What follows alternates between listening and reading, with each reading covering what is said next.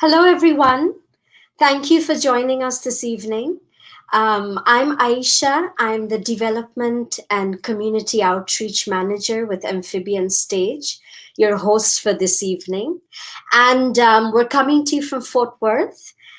Here's an interesting piece of information, and I didn't know this myself, but Fort Worth sits on the native lands of the Kickapoo, the Comanche, and the Wichita people. So there's something for you. For all of you that you know, we're still streaming Julia Pastrana till July 30th. I'm sure you're here because you appreciate the artistry of the show. So please have everybody you know join us.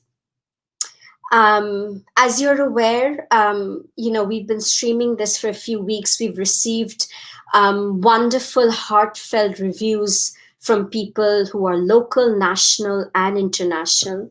In fact, we had a feedback from somebody in Australia who's been housebound and disabled for a while. And for them to be able to access this fabulous piece of work, it was really meaningful to them. So there you are.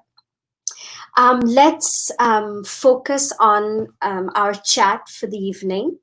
After experiencing this very brilliant, immersive, and yet disturbing piece of work, it's a privilege to have with us the playwright, Shaun Prendergast, who gave story, hi Shaun, the story life, and of course, Laura Barbata, who is a visual artist and human rights advocate, who's carried the story forward and into the community.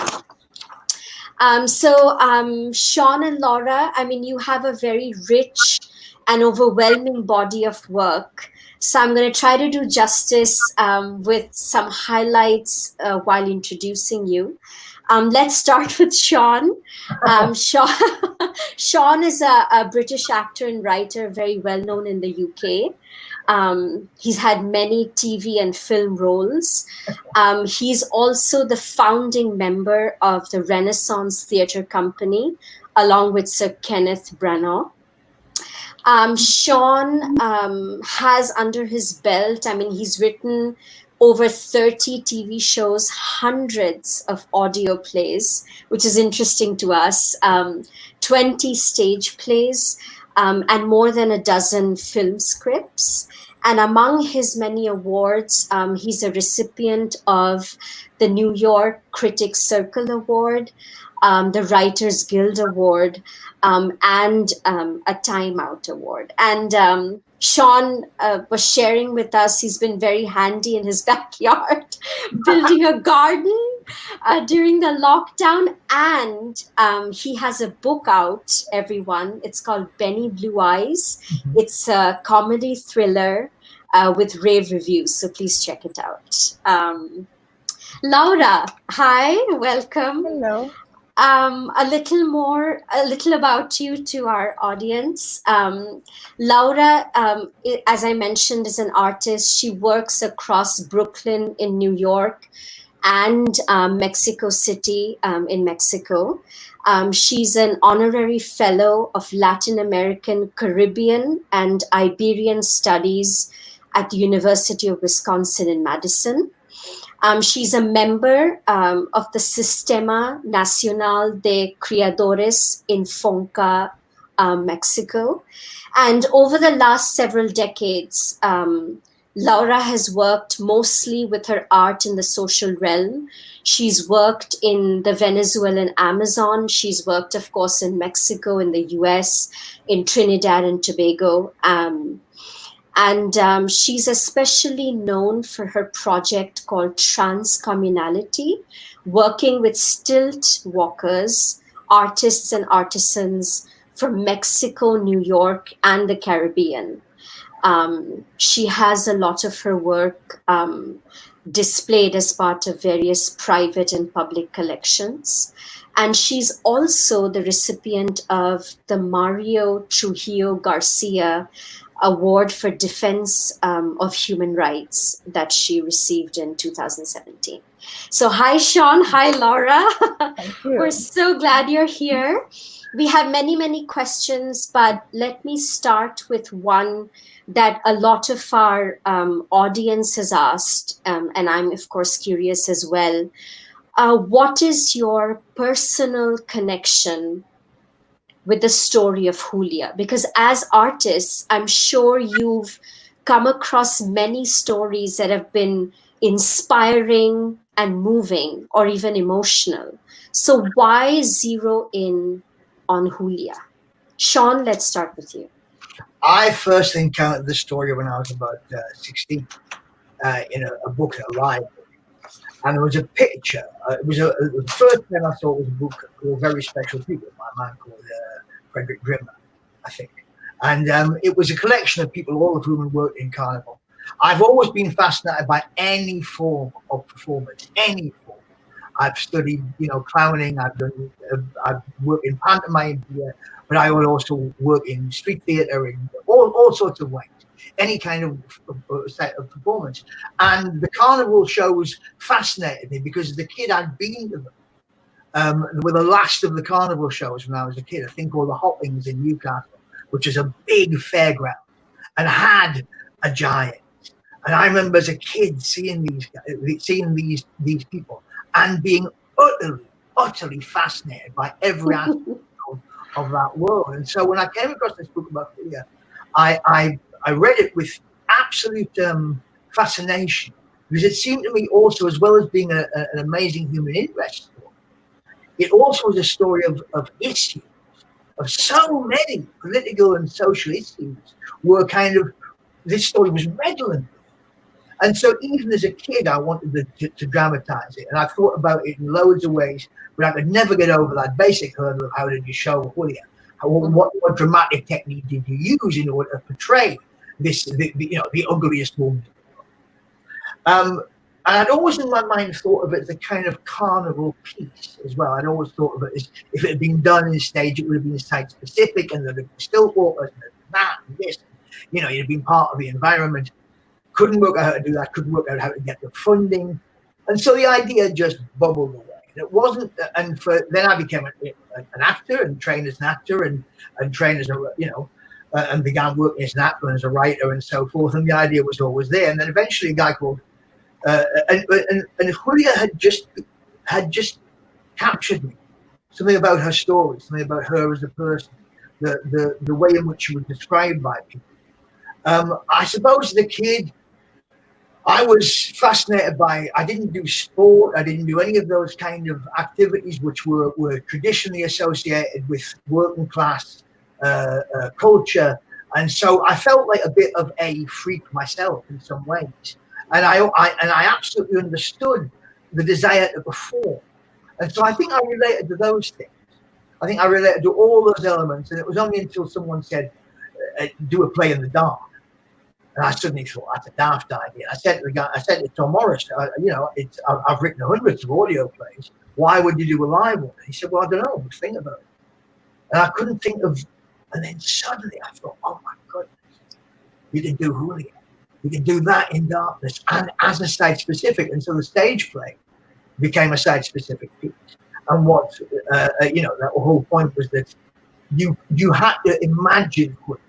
You had to, as I did as a kid, I was fascinated by her. I think I was slightly in love with her. I think the picture of her, there was something about her kind of stance and her personality which radiated through. There was a strength which isn't apparent necessarily in the kind of contemporary stories of her. But I felt they had to be. Sorry, Oh, thank you. I'm quite interested in why it resonated with Laura, because it obviously resonated with you on such a personal level. Why was that? Yes. When I had the opportunity to listen to this story, the play you wrote, Shaun,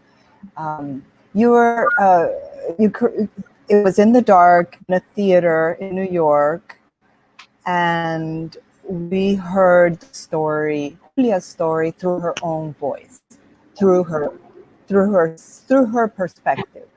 And the story takes us from the time she's a child all the way to her death and after her death. And it ends with her being locked up in the basement of the Shriner collection. Listening to the story from her perspective was very moving. It was also it took every single person in the audience over, and we reacted emotionally, and we felt indignant that a person, a human being, could be treated in this way and denied her rights, basic human dignity, basic human rights, her whole life, and even after her death. Another beautiful thing about the play is that you don't see Julia, so you only see her through your heart, through your mind. And to me, as an artist, I've been working on that a long time, that idea of seeing through your heart, of how your mind and your eyes can deceive you. So we also, after seeing the play, Amphibian Stage had a petition to sign requesting that Julia be, that her case be reviewed and that she be repatriated to Mexico, that it was an unjust treatment, that she needed to go back to her homeland. And every single person left. People were crying, I was crying, and I went to see it many times. And the reaction is always like that. So there were pages and pages and pages and pages of this petition. And so I signed that petition every time. And circumstances in life as an artist took me to Norway. And there's something else that I think is really important to mention here, is that petitions are very important to sign, and let's sign them when we believe in them. It positions us, it gives us clarity, it puts words to our position. But sometimes you have to go further. Signing a petition is not enough. And that's what became apparent to me. I wasn't thinking about that. It just became very apparent that I had to do everything I could as an artist, as a Mexican woman, as a Mexican artist, do everything I could to try to restore the dignity that she had been denied during her life, and begin to address those issues and begin to look at her as a human being, not as an object as she had been treated her whole life. Thank you. That's intense. It's going to take us a while to process, but clearly both of you have lived and thought about it for a very, very long time, decades or more.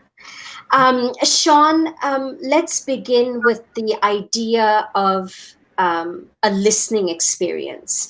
I mean, I can speak for myself when I say we're fidgety now. It's a distraction of screens, multiple gadgets, objects.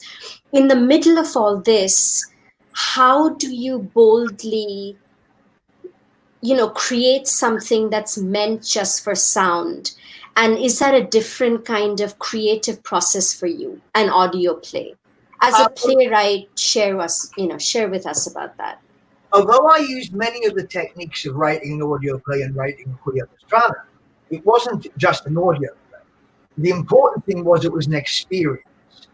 I had once been on the South Bank, and I walked along, and there was an exhibition called In the Dark. And myself and my then girlfriend, Andrea Brooks, the director, went into this exhibition. And I'm quite well known as an audio artist. My voice is quite recognized. And the guy at the door said, "Hello, I'm your guide." And we realized that this was a blacked out walk-through experience led by blind people. And so it was a way of experiencing the world from the blind person's point of view.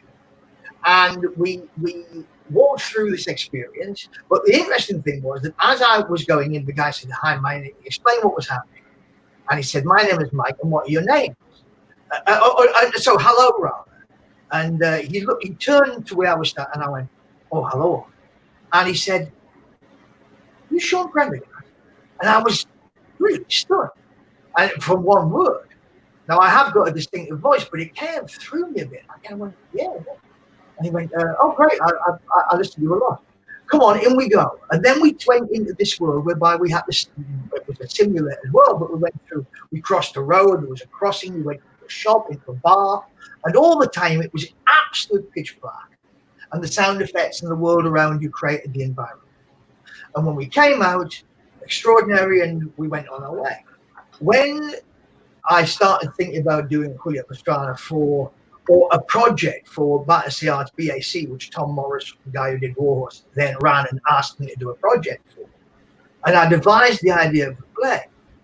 I didn't tell Andrea Brooks that I wanted to direct it until I'd written it. I thought, she'll just go, that's crazy.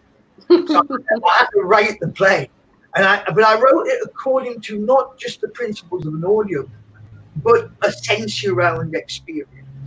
And so that's why there are chunks within the script whereby you simply describe a soundscape.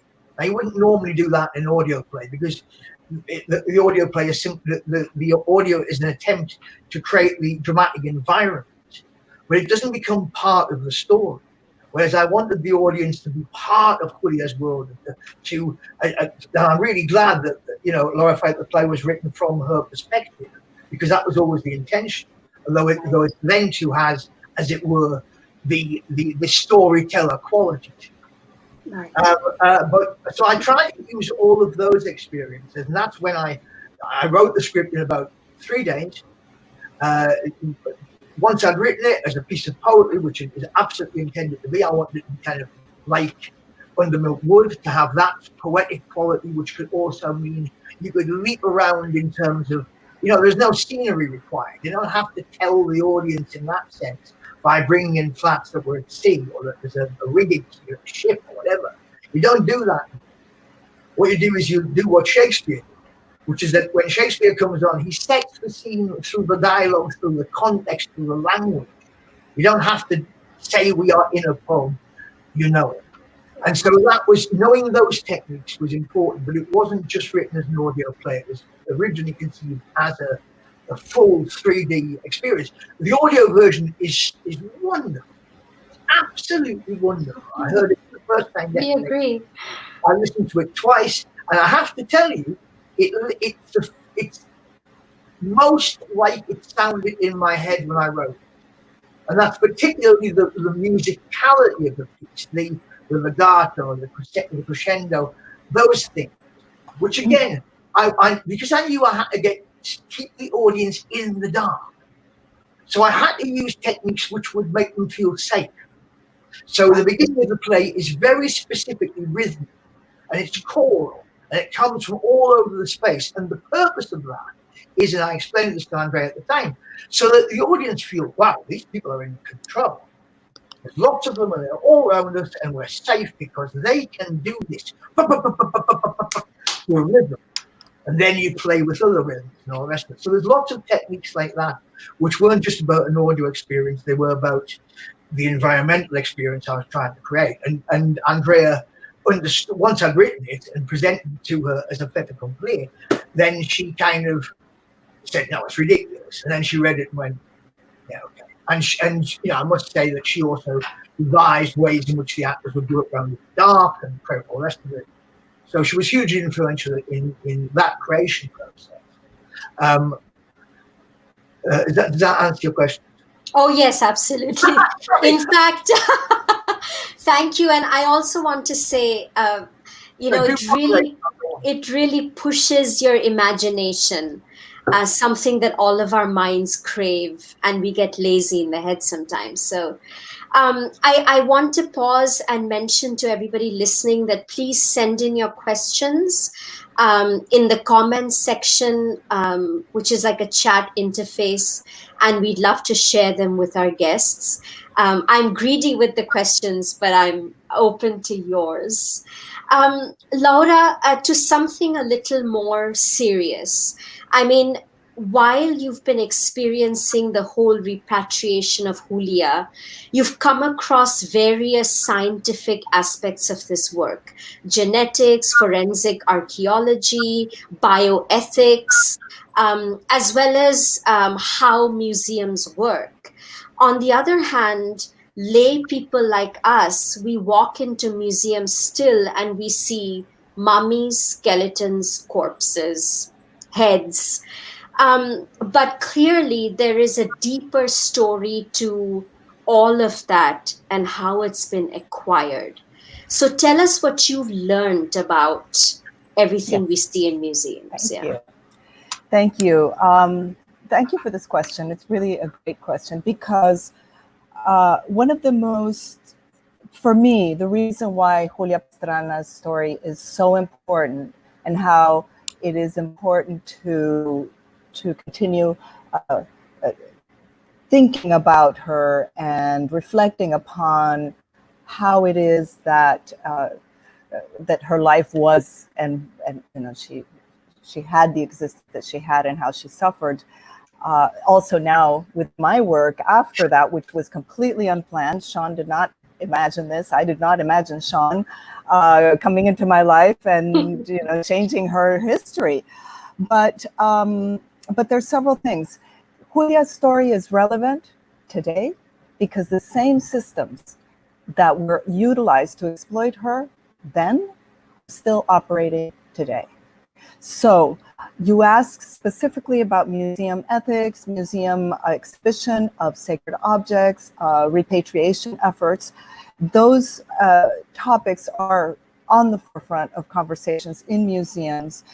There is, so yes, I did a lot of research in the first understanding of how is it that a human being can be part of a collection.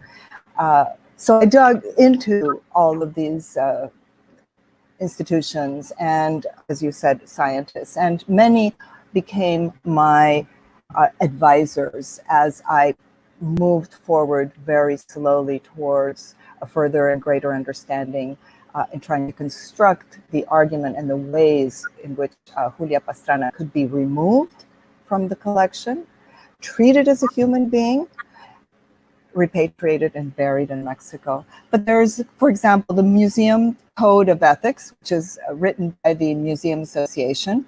There's the International Council of Museums, the COM Code of Ethics, which look at, for example, provenance. How were these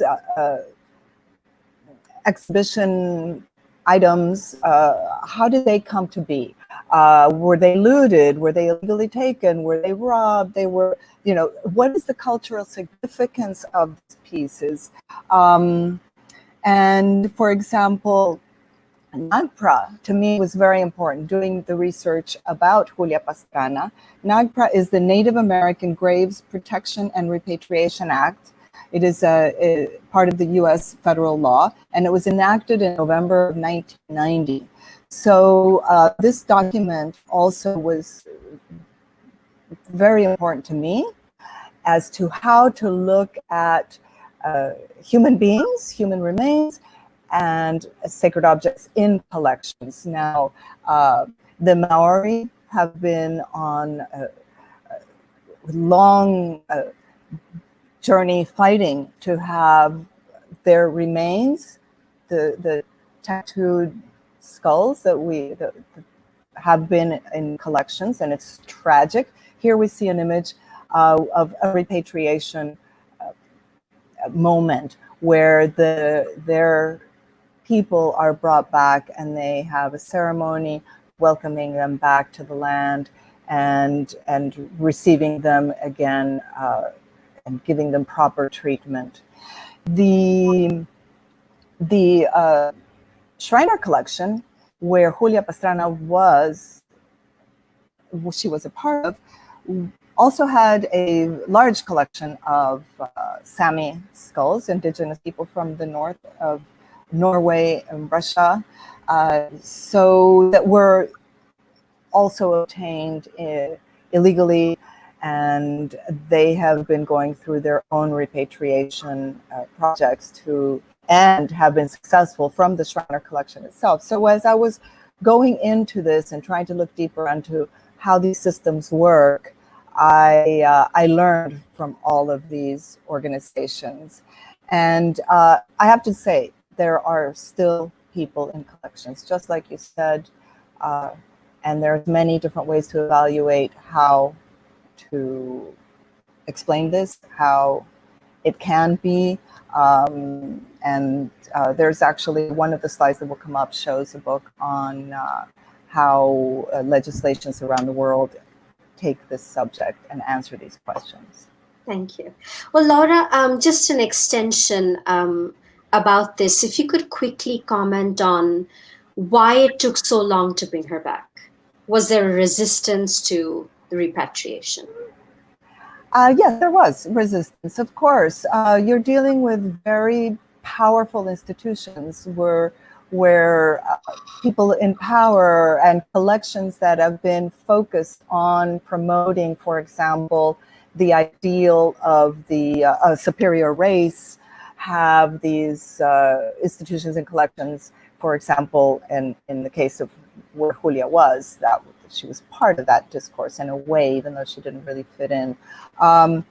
So, yes, Okay. make it short. Shaun, I have a question for you. I was also very curious about the character of Lent. Oh, yeah. I mean, we are complex human beings. So the character of Lent really goes beyond good person, bad person. So in your mind as a playwright, how were you imagining the complexity of his character as a manager and a husband for years?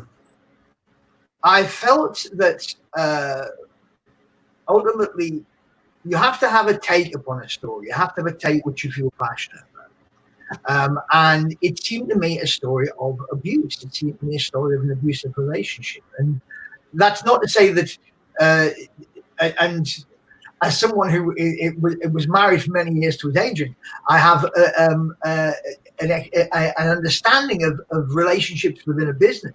And there were certainly relationships within that world between all sorts of people.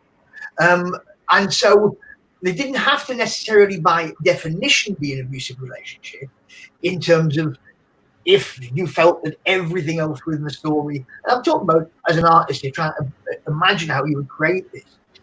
Everything else in the story didn't exist. But it's such an abusive, so horrible an abusive relationship in terms of the way in which not just Lent's relationship, but society's relationship with Julia and people in that kind of situation, that it had to be about essentially a narcissist.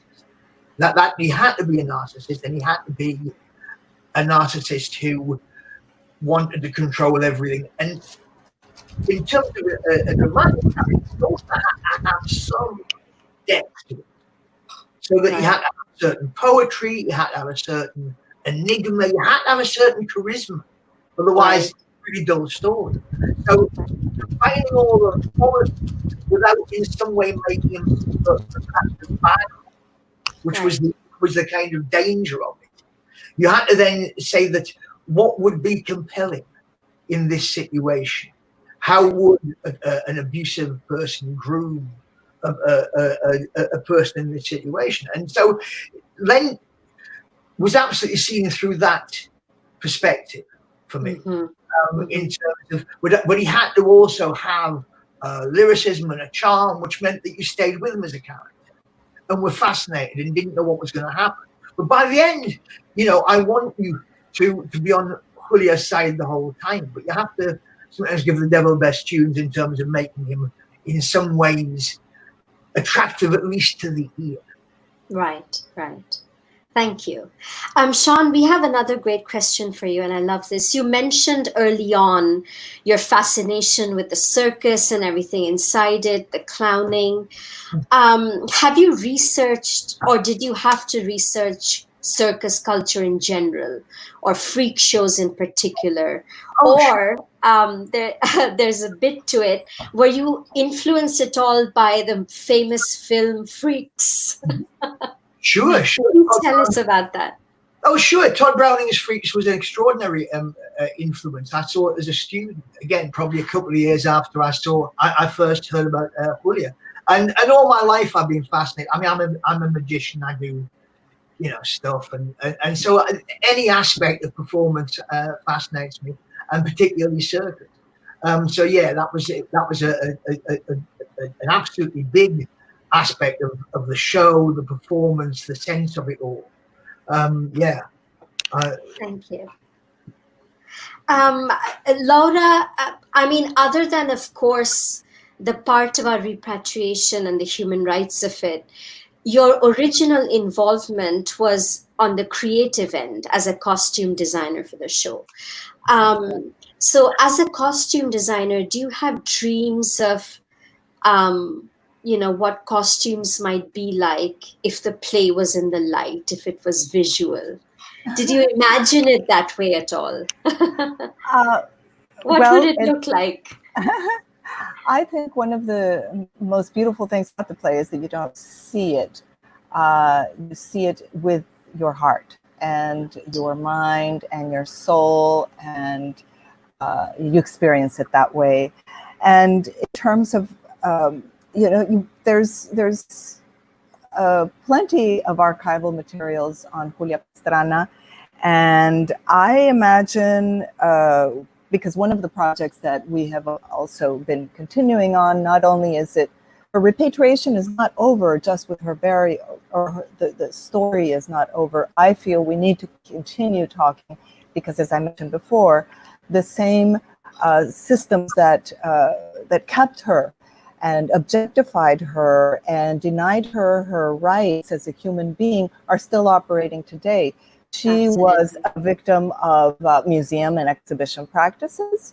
She was also a victim of human traffic, the way the whole marriage with Lent and sexual life with Lent. So she was a victim also of the expectations of beauty and what the beauty myth and what beauty is and for women. She was compared to an animal.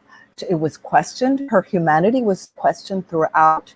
Scientific language was utilized to justify her exhibition, and scientific language is still utilized today to make it seem okay for us to see things that are unethical. You will learn some things. Theodore Lent, started to hire doctors when he saw people were starting to get a little uncomfortable over the whole thing about exhibiting human beings, especially because it was his wife and his baby. So as a costume designer, how do I imagine it? I see two things. The other thing is we've been working on an opera is I love Julia in my mind, and I love the dresses that she wears in the documents that I know of her. So it's very hard for me to detach myself from those. She had success, she had money, and she had great taste. So I would say as luxurious and beautiful and the best of design and materials that you could have is how I imagine a visual experience of Julia Pastrana. That's lovely. Thank you. We're imagining that as well. And of course, maybe you would insert influences of where she's from, Sinaloa, Mexico. Yes. Okay. You're so right. Thank you for bringing that up. Absolutely. She definitely would. And you see her in the photograph. She's wearing like these necklaces with that look maybe like a rosary, and it has the cross, and obviously Mexican influence in her jewelry choices as well. And I understand, of course, her hair too, how she fits. Shaun, we have another question for you. There have been many different productions of the play around the world. Any surprises, or do you have, what's your personal feeling about a lot of those? It's a bit like hearing, it is written as a piece of music, as it were. It's a bit like hearing a piece of music being performed in many different ways. What's really fascinating the thing which I've come away with most, is how there are so many issues within the play that each production, depending upon where it is in the world and who's putting it on, finds their own particular take on the play. When it was first put in London, it was very much a feminist piece. It was perceived as such by the director and by the actors playing Julia, and that was the feeling of it. When it was done for its 20th anniversary production, we used a blind actress called Karina Jones, who's also with the RSC, and is also a circus aerialist.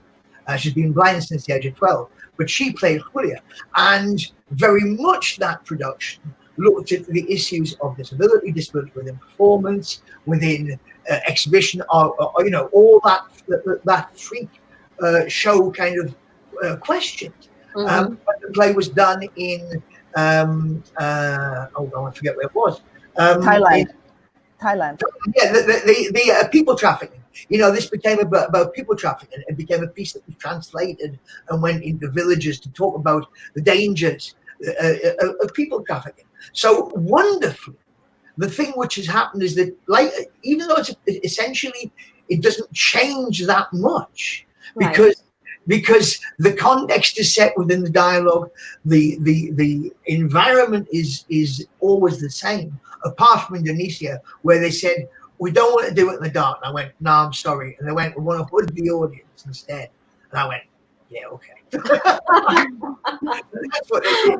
They hooded the audience and took them through this kind of environment.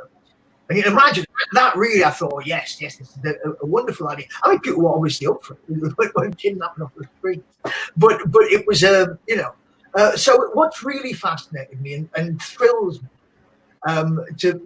apart from the work that Laura's done, and which I could never have imagined. You couldn't at 16 imagine that a piece you began to hear in your mind then would one day lead to Julia coming home.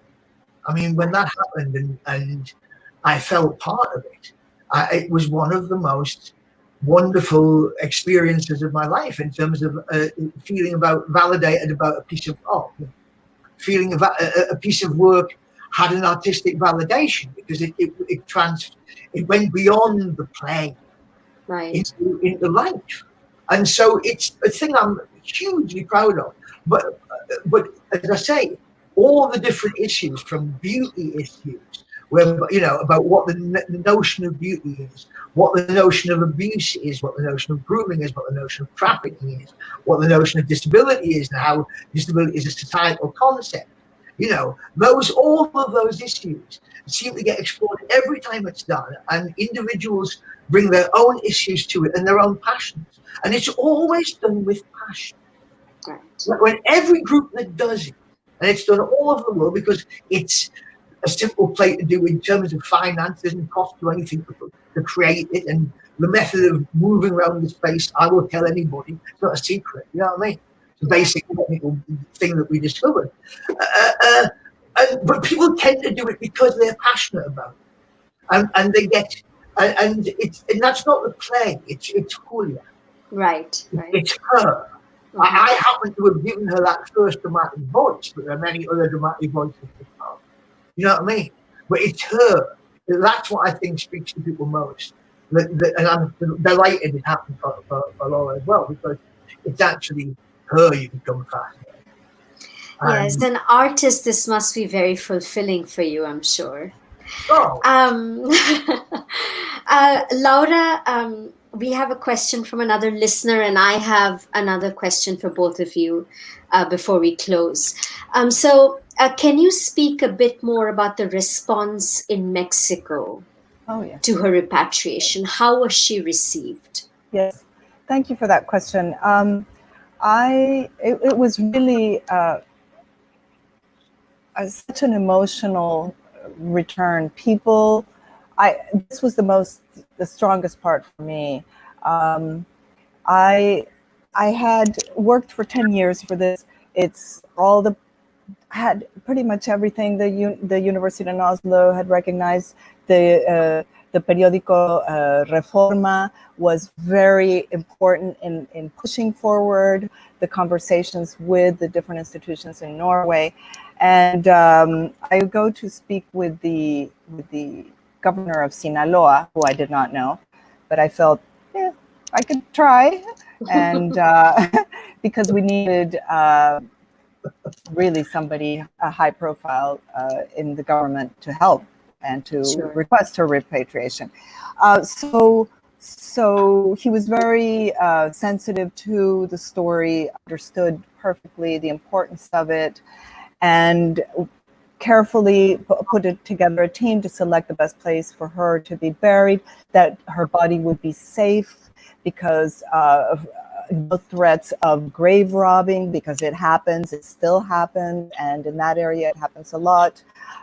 So there were a lot of things to take into consideration, and then a ceremony to respecting and following her faith, that we believe she was a practicing Catholic, was also a very important, and it was also, interestingly enough, a condition that Norway put to us for her repatriation. So it's really beautiful. You asked before, was there resistance? Yes, there was. But then towards the end, people and institutions understood that if we fight together, we push together for the rights of all people, it benefits them too. It benefits not only the individuals, but everyone, our society, how we are seen as governments, as institutions. And so the response in Mexico, you can see in this film, there are thousands of people at the church, thousands of people at the ceremony of welcome when she arrived. I could barely contain myself. That is when I felt just over. There's the governor and the minister of culture next to her, and the mayor of the town, Sinaloa de Leyva, to the cardinal and the priest came to officiate the mass for her. She was received with a traditional Sinaloa music, which is very loud, and the processions are on the street. And people showed up with signs saying, "No more exploitation of Mexican women. We want to come home." It was also groups of indigenous people seeing themselves in Julia, women who have been also subjected to human traffic and sex traffic, also protesting and saying, we need our people here. So a lot of people identified with her and the cause, and that was extraordinary. Really, it really was beautiful to see that response. And so people could put, you saw flowers going into the to the grave, people were putting in. So we made an international call that with like $1, we would, a nonprofit florist would put somebody, a surrogate would put flowers in your name in her grave. And we received so many flowers that it was a truck full of white flowers. They were all the same flower. And there were so many that they didn't fit inside her. Tradition is they're thrown on the casket as it's being lowered. And so then we had just mountains of flowers all the way around that came from all around the world, joining together to say goodbye and to close the cycle of her exploitation. What a wonderful way to celebrate her life, yes. I, Laura and Shaun, want to sort of close by your comments in today's context. So, Julia Pastrana brings many issues into the fold: human rights, justice, our perspective on beauty, disability, rights of women. We are also streaming this play at a time when arts organizations are struggling. So, as artists, share with us about the power of art to move people towards action, which Julia Pastrana did. So, what's your message for us now in our current circumstances towards action, really? Well, I'm a firm believer in the power of art to educate and transform and inspire. But I'm also a fervent believer that all art has to have, as it were, a political standpoint. I think art at the moment it needs to unify. We need to unify. We need to explore.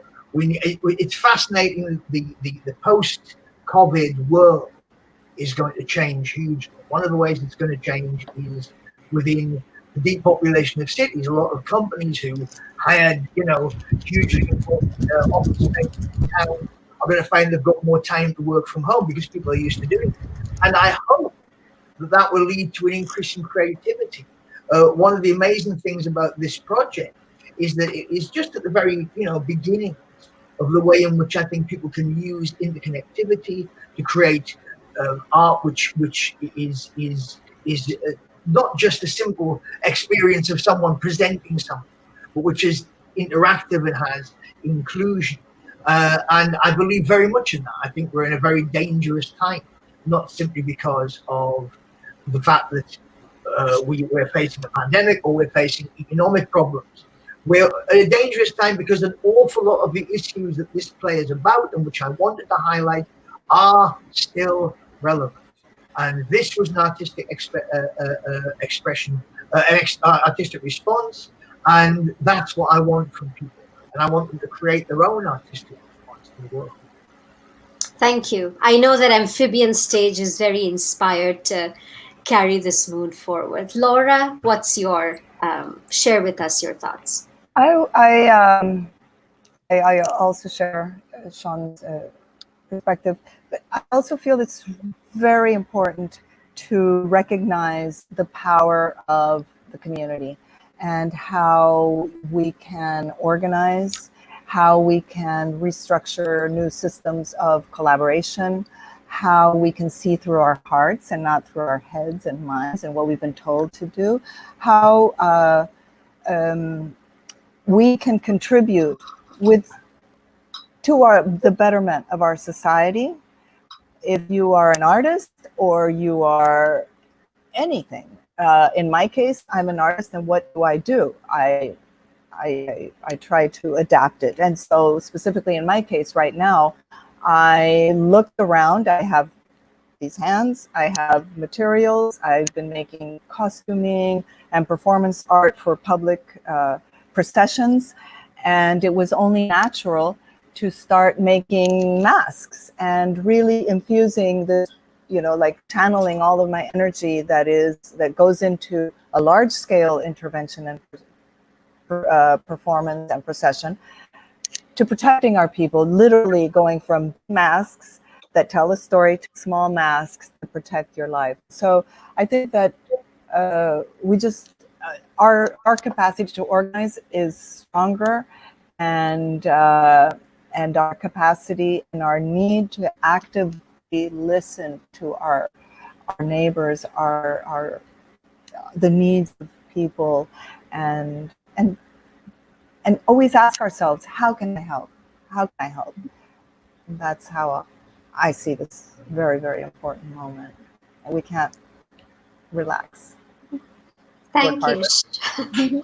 Laura and Shaun, very inspiring. I hope we take that message forward. We're nearing to a close, unfortunately, but we can't leave without both of you really quickly commenting on what you're working on now for the near future. What are your projects? Acting-wise, British theatre is in abeyance at the moment. So I'm doing a lot of work with young people, teaching them about creating story, creating film, creating stuff on their cameras, creating stuff. I'm doing a lot of that sort of stuff. That's terrific. Which I teach anyway for a lot of London drama schools and teach the principles of story. But I work a lot with underprivileged kids, whatever. But I'm also writing the sequel to Benny Blue Eyes. Benny Blue Eyes is my new novel. You are? Okay. Yeah, that's the one. Everyone check it out. 5-star reviews, a perfect lockdown. It's nothing like Julia Pastrana, okay? It's a Carl Yassin type, more than a caper set in Vegas. And I really enjoy writing it, and I'm in the middle of writing the next one. So that's what I'm doing at the moment. That and gardening. Yeah. Oh, fabulous. Laura, what's on your plate? What are you excited about? I believe this is a moment to recalibrate. I think it's a moment to rethink our relationship to the environment and our impact on the environment, both on a natural level, what are the consequences of our huella. How do you say huella in English? Our impact on this land, footprint on this land. Yes. Also, as people, we need to really start thinking smaller. I believe that there is a before and after, and Shaun said it in a way earlier. You have said it as well. So I believe my work will seriously change dramatically. I still am concerned with the same subjects, which are human rights and the environment. And I work with the subject of Julia Pastrana. I'm exploring new ways of different topics. For example, I'm really interested in the topic of love in relationship to Julia Pastrana and exploring that. But I really think that this is the time to focus on reorganizing our communities, thinking about different economies, about reciprocity as a basis of exchange and respect within each other, and that there is so much we can give and receive through these very basic exercises, and just really go outside the normal models that have kept us kind of stuck in